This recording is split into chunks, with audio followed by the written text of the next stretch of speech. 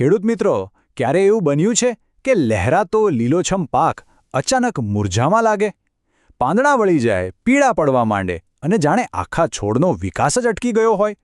જો આવું થતું હોય તો સમજી લેજો કે તમારા ખેતરમાં એક અદૃશ્ય દુશ્મન ઘૂસી ચૂક્યો છે. આ હુમલો છે રસ ચૂસનાર જીવાતોનો.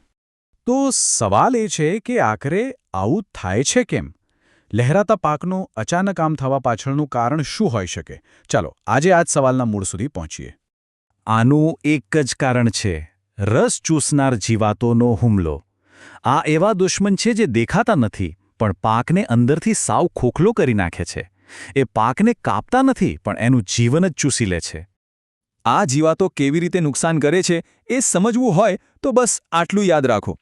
જેમ કોઈ ડૉક્ટર સિરિંજથી લોહી ખેંચે ને, બસ એ જ રીતે આ જીવાતો છોડની નસોમાં પોતાનો ડંખ નાખીને એનો બધો જ રસ, જે છોડ માટે લોહી બરાબર છે, એને ચૂસી લે છે. પણ મુદ્દો એ નથી કે એ ખાલી રસ ચૂસે છે. આ જીવાતો એટલી ખતરનાક એટલા માટે છે કારણ કે એક તો એ પાંદડા નીચે છુપાઈને રહે છે, એટલે જલ્દી નજરમાં નથી આવતી. બીજું, એમની વસ્તી રાતોરાત લાખોમાં પહોંચી જાય છે. અને સૌથી ખતરનાક વાત, એ એક છોડમાંથી બીજા છોડમાં વાયરસ ફેલાવે છે. અને એકવાર ખેતરમાં વાયરસ આવી ગયો પછી રમત પૂરી. દુનિયાની કોઈ દવા એ પાકને બચાવી શકતી નથી. તો ચાલો હવે એક પછી એક આ બધા ગુનેગારોને ઓળખીએ, કારણ કે જ્યાં સુધી દુશ્મનની સાચી ઓળખ ન થાય ત્યાં સુધી એને હરાવવા માટે સાચું હથિયાર કેવી રીતે પસંદ કરશો, બરાબર ને? આ લિસ્ટમાં સૌથી પહેલી અને સૌથી કુખ્યાત વિલન છે સફેદ માખી. પાંદડાની નીચે લાખોની સંખ્યામાં ચોંટેલી હોય છે અને છોડને હલાવતા જ એક સફેદ વાદળની જેમ ઉડે છે. કપાસ અને મરચીના પાક માટે તો આ સૌથી મોટી દુશ્મન છે. બીજો દુશ્મન છે થ્રિપ્સ.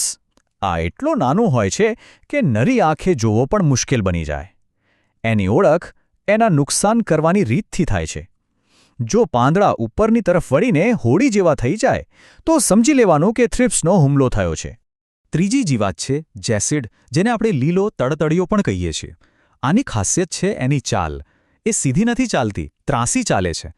અને એના હુમલાથી પાંદડાની કિનારીઓ પીળી પડીને નીચેની તરફ વળી જાય છે. હવે આવે છે મોલો, એટલે કે એફિડ. આ જીવાત છોડની નવી કૂપળો અને ફૂલો પર ઝુંડમાં હુમલો કરે છે. પણ એ રસ ચૂસવાની સાથે સાથે એક બીજી સમસ્યા પણ ઊભી કરે છે. એક ચીકણો પદાર્થ છોડે છે જેના પર કાળી ફૂગ લાગી જાય છે અને આખો છોડ કાળો પડી જાય છે. પાંચમી અને સૌથી જિદ્દી જીવાત એટલે મિલીબગ. એના શરીર પર રૂ જેવું સફેદ મીણનું પડ હોય છે. આ પડ એનું સુરક્ષા કવચ છે. તમે કોઈ પણ સાદી દવા છાંટો તો એ એના પરથી સરકી જાય, એને કોઈ અસર જ ન થાય. જે ખેડૂત મિત્રો ડાંગરનો પાક લે છે એમના માટે આ નામ કોઈ દુઃસ્વપ્નથી ઓછું નથી. બદામી પાન હોપર એટલે કે BPH. આ જીવાત છોડના મૂળ પાસે પાણીની નજીક છુપાઈને રહે છે અને જો એનો હુમલો થાય તો ખેતરના ખેતર ગોળાકારમાં સુકાઈને બેસી જાય છે. સાતમો દુશ્મન છે ગાંધીબગ. આ જીવાતમાંથી એટલી ખરાબ વાસ આવે છે કે એના કારણે જ એનું નામ ગાંધીબગ પડ્યું છે. જ્યારે ડાંગરના દાણામાં દૂધ ભરાઈ રહ્યું હોય ત્યારે આ જીવાત એ દૂધને ચૂસી લે છે અને દાણાને ફોતરા બનાવી દે છે. અને આ લિસ્ટમાં આઠમી જીવાત છે લાલ કપાસ બગ. જેવું એનું નામ છે એવું જ એનું કામ. એ કપાસના ઝીંડવામાંથી રસ ચૂસીને રૂ પર પીળા ડાઘા પાડી દે છે. આનાથી બજારમાં કપાસનો ભાવ તૂટી જાય છે. સારું, તો હવે આપણે દુશ્મનોને તો ઓળખી લીધા. હવે સવાલ એ છે કે એમને હરાવવા કેવી રીતે? તો એના માટે આપણે બે મોરચે લડવું પડશે. પહેલો મોરચો છે બચાવનો અને બીજો છે સીધા હુમલાનો, એટલે કે રાસાયણિક નિયંત્રણ. બચાવ માટે સૌથી પહેલું કામ કરવાનું છે સ્ટીકી ટ્રેપ લગાવવાનું. પાક 15-20 દિવસનો થાય એટલે ખેતરમાં પીળા અને વાદળી રંગના ચીકણા કાર્ડ લગાવી દેવા. અને હા, એક વાત ખાસ યાદ રાખવાની છે, યુરિયાનો વધારે પડતો ઉપયોગ ન કરવો. વધારે યુરિયા એટલે જીવાતો માટે પાર્ટીનું આમંત્રણ. હવે વાત કરીએ અસલી હથિયારની, એટલે કે રાસાયણિક નિયંત્રણની. એક વાત ગાંઠ બાંધી લો, રસ ચૂસનાર જીવાતો માટે હંમેશા સિસ્ટમિક એટલે કે આંતરપ્રવાહી જંતુનાશકો જ વાપરવા. આ એવી દવાઓ છે જે છોડની અંદર ઉતરી જાય છે. પછી જ્યારે જીવાત રસ ચૂસવા આવે ત્યારે રસ સાથે ઝેર પણ એના શરીરમાં જાય અને એનો ખેલ ખતમ. અહીં 5 સૌથી શક્તિશાળી રસાયણો છે. એસિટામિપ્રિડ શરૂઆતના હુમલા માટે બેસ્ટ છે. જો સફેદ માખીનો મોટો હુમલો હોય તો ડાયફેન્થ્યુરોન એક બ્રહ્માસ્ત્ર છે. ફ્લોનિકેમિડ જીવાતોને લકવો મારી દે છે.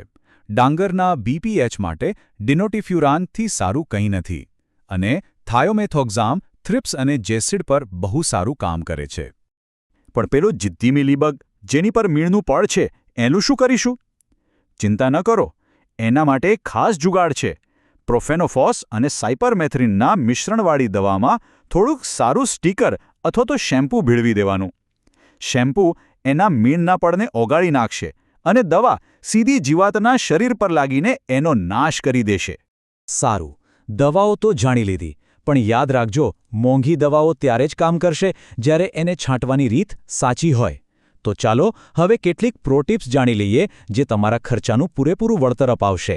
સૌથી પહેલો અને સૌથી મહત્વનો નિયમ: છંટકાવ હંમેશા સવારે ઠંડકમાં અથવા તો સાંજે જ કરવો. બપોરના તડકામાં છંટકાવ કરવાથી દવા વરાળ બનીને ઉડી જાય છે. એ છોડની અંદર પૂરેપૂરી ઉતરતી જ નથી.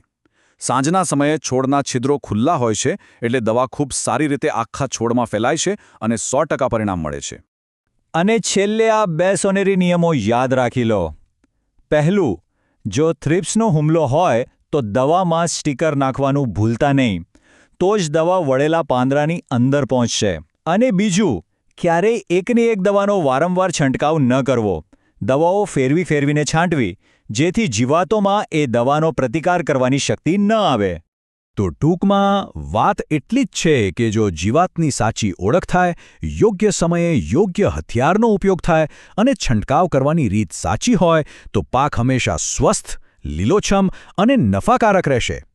હવે તમે તમારા ખેતરના અદૃશ્ય દુશ્મનોને ઓળખી ગયા છો અને એમને હરાવવાની બધી જ રીતો પણ જાણો છો. તો હવે વિચાર કરો, તમારા ખેતરમાં કયો દુશ્મન છે અને એને હરાવવા માટે તમારી હુમલાની યોજના શું છે?